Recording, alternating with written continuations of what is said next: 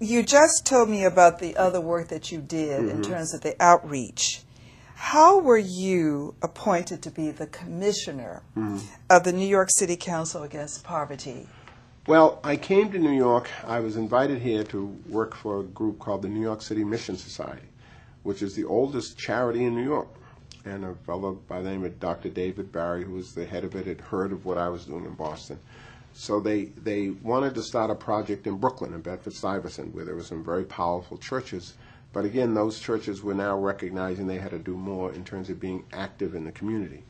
And when I came, so I went to Brooklyn and worked for them. And I found out that the New York City Mission Society had raised money from a group called the Taconic Foundation.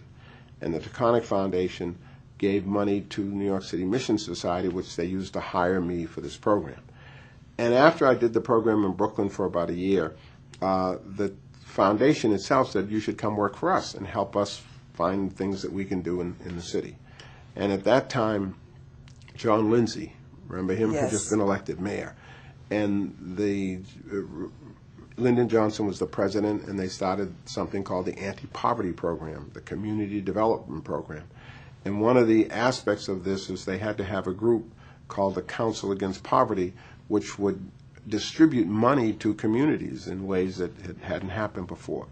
And so the foundation then that I was working for helped the Lindsay administration put together the structure for this Council Against Poverty.